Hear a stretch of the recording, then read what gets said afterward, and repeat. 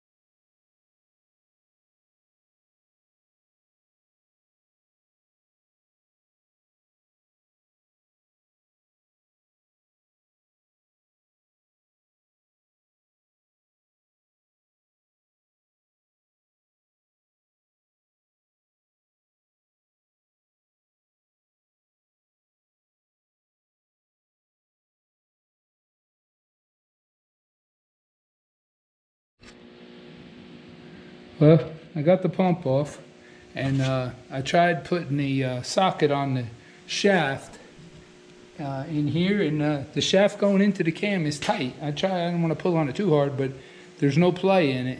It seems tight, but I did find a problem with the pump.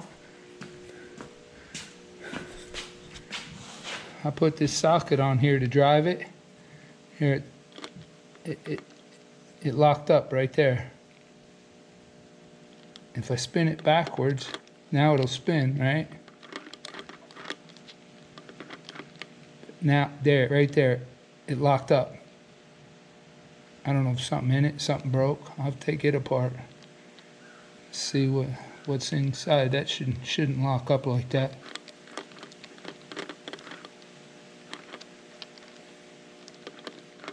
Let me see if I can open it up, see what the problem is in there. Well, I got the pump apart, and so far the only thing I see in here is, you can see right here on the gear, from the methanol corroding inside of the pump. And I don't know if there's enough light, if you can see in there. There's some big pieces of white, looks like corrosion, I guess. This thing was covered, the bearings. I'm gonna clean it all up and see if that stops it from locking up. It might be the bearing here is wore on this shaft too. I see there's a pretty good wear mark in here on the brass bushing that goes on the outside of the gears.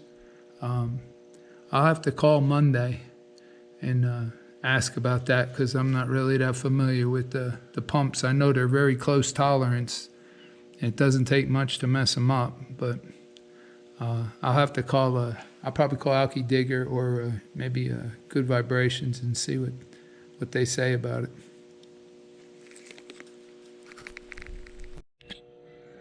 Well, I got all the corrosion out of it, and I cleaned it as best I could. Lubed it up with some Marvel Mystery Oil, and I put it back together twice, and it's still binding up. I don't see anything wrong with it, or seeing anything binding, except right here. If you rock this gear back and forth, you see that? There's a lot of play in that gear on this roller bearing inside here. I can hold, there you go. I think that roller bearing might be wore out. That gear shouldn't have that much play. And if I rock the gear towards this side over here, it seems to bind up a little bit. But I'll have to wait till Monday and call up the pump people and see what they say about it. But that might be my problem. Well, this morning I just got off the phone with Enderly, the pump guy, and he says it's really hard to tell by looking at it. He said some of that corrosion that was in there, that white that you seen earlier, could have scratched that outer bronze ring, which I see some scratches in it. He said the only way to tell for sure is to flow test it. So I'm going to strip off the bypass and the fuel shut-off valve and send it back to Enderly. He said they should usually get to it within 48 to 72 hours. So there's a chance I might have it back by the end of the week or the beginning of next week. And at least I'll have it flow tested, and we'll know for sure if the pump's good or not. He told me to also check that the check valve up at the top, he said some of that corrosion could have gotten one of them check valves on the barrel valve. And he said it would cause you to lose fuel holding that open. But I think I'm going to have this tested first, and then while I'm waiting for this to come back, I'll take the check valves apart, and we'll see how clean they are and if there is anything in them. Well, let me get this apart so I can get it shipped out today. Well, today I received a notice from UPS that Enderly received the fuel pump for testing. They said, I called them up and they said that they're going to try to get to it either today or tomorrow to flow test it, and then they'll get back to me and let me know how that went. But in the meantime, I thought I'd show you what the setup here on the barrel valve. The two check valves, which they told me to check, I probably should have checked it first. this top one is a pump saver. So if you're running the motor, like say, wide open, mid-throttle or whatever, and you let off the throttle, the gear pump, it has to go somewhere. So this check valve pops open and it returns the fuel back to the suction side so it doesn't blow up the pump. And the bottom check valve is your idle circuit check valve. That you set with a spring and some shims. I had it set at about 4 psi. We're going to take it apart. I'll recheck it again. I'll recheck the pressures on the top one and make sure that none of them are stuck open. And we'll go from there.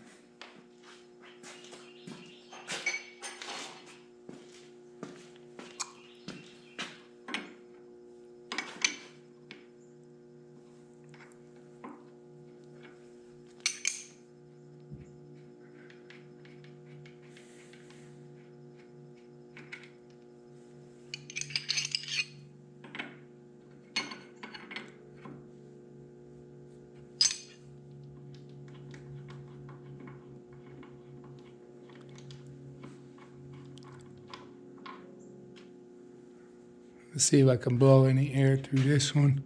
I don't see anything in there. And this one's closed, but we'll take it apart and get some gauges and check the pressure on it just to be sure. And this idle check.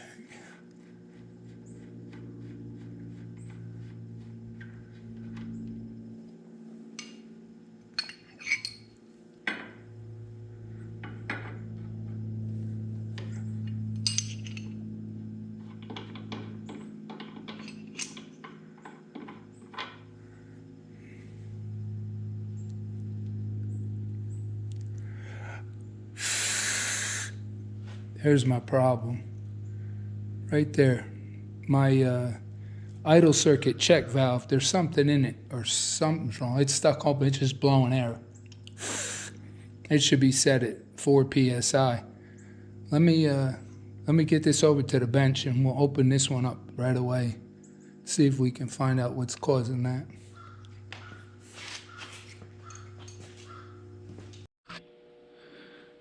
Let me see if I can get this check valve open. See if we can find out what the problem was.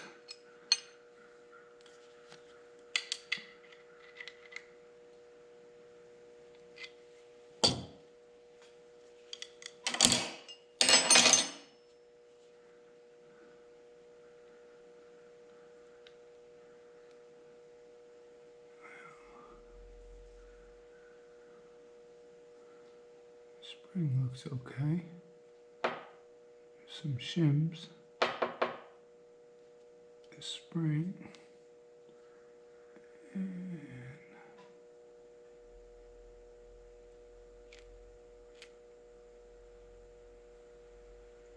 there's a piece of something in there. I don't know. Let me get up here behind the camera and see if I can show it to you.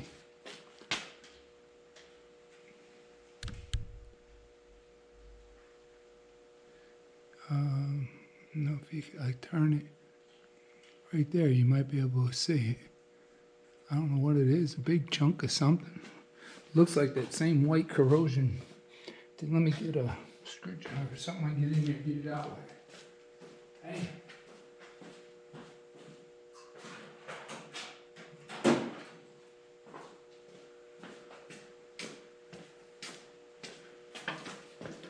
That thing looks like a boulder.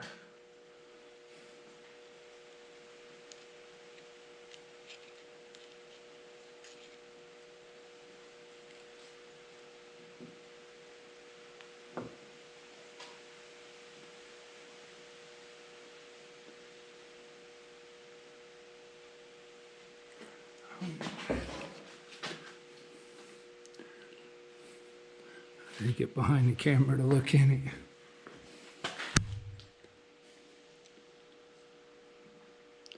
I don't know what it is. It looks, don't look like corrosion. It looks like a piece of aluminum.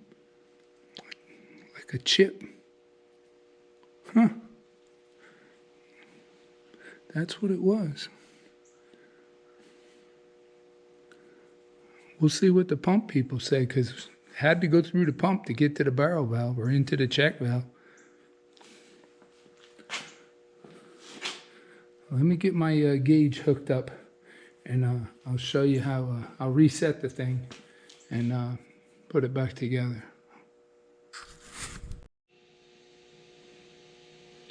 All right, well, let me try putting the check valve back together, and we'll test it real quick and see what we got. Make sure it's clean. It's the piston part. Goes in there. That goes in there. Then the shims go in there. Use a screwdriver to get them set and flat. And then this here, careful bolting this together.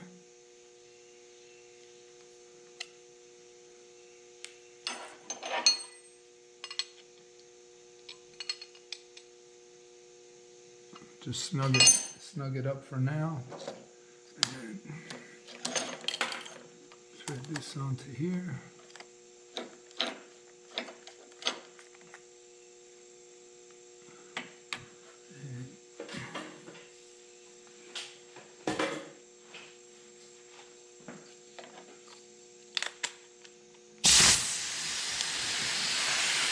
My regulator leaks a little bit on the bottom, but I don't know if you can see this. I'll turn it down. What I'll do here is there's no air coming out of it, and just slowly turn it back up. That's 3 psi right there. You see right now the needle's not moving at 3. That's 4 psi. Needle's not moving. Let me turn it up. We'll go over here.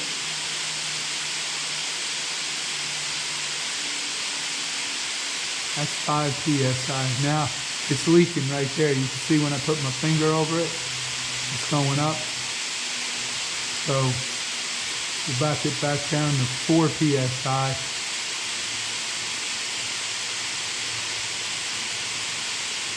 Right about where it's set now is about 4 psi.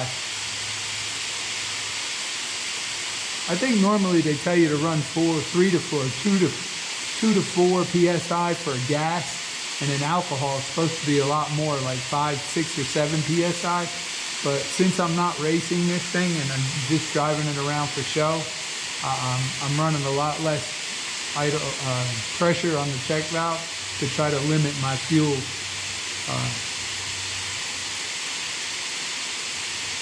I'm going to leave it there at 4.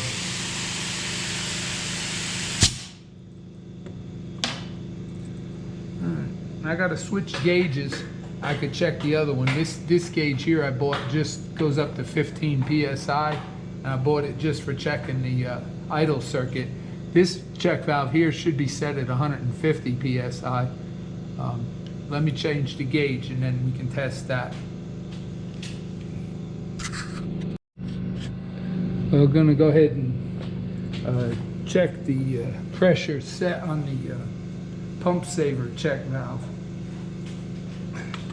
It was supposed to be, when I bought it, it was supposed to be set at 150 psi, but I never checked it. This will be the first time. That's 90 psi right there. It's not leaking.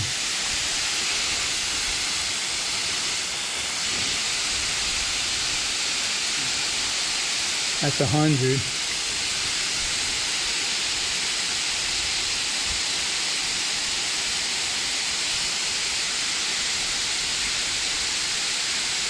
It's leaking there. That's 120.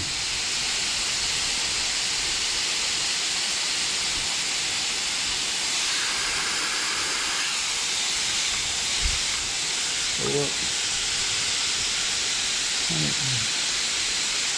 140.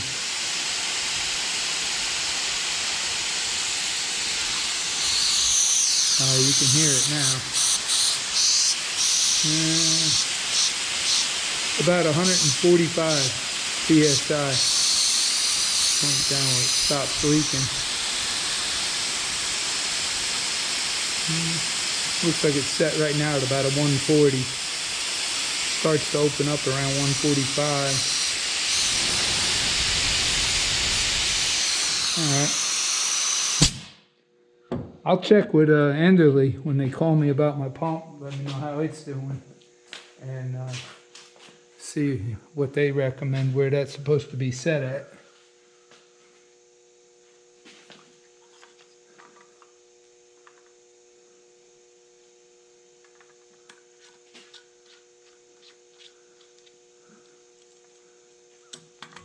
All right. I think I'm going to write on there what it is for now.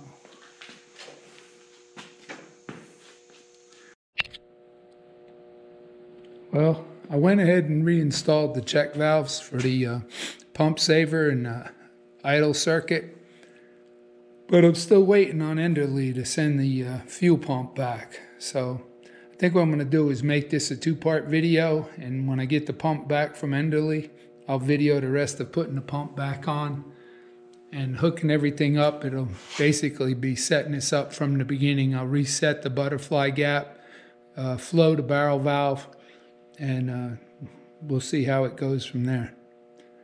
Well, appreciate you watching. Like, subscribe, and we'll finish the fuel system in part 2 video.